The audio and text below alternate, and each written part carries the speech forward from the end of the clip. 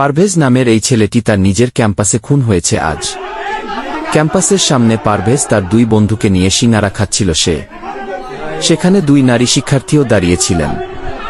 তারা মনে করে ওরা তাদেরকে নিয়ে হাসাহাসি করছে, তাই তারা কাউকে খবর দেয়, খুব সম্ভবত বয়ফ্রেন্ড হবে।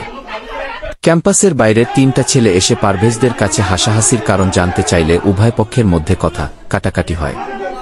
বিশ্ববিদ্যালয়ের কর্মকর্তারা বিষয়টি মিটমাট করে দেন, কিন্তু ওই তিন যুবক আরও কয়েকজনকে নিয়ে এসে পারভেজ ক্যাম্পাস থেকে বের হতেই তাকে ছুরিকাঘাত করে।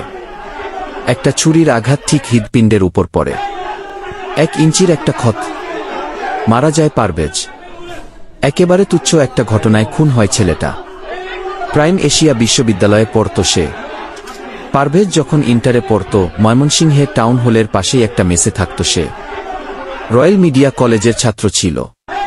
কি হাসি খুশি নির্মল একটা ছেলে, সালাম দিতেই যেন হেসে নুয়ে যেত। এই হাসিই তার জন্য কাল হল। এই হত্যা ক্ষমতা প্রদর্শনের হত্যা, দর্প প্রদর্শনের হত্যা। এই জঘন্যতম হত্যার দ্রুত বিচার নিশ্চিত করুন।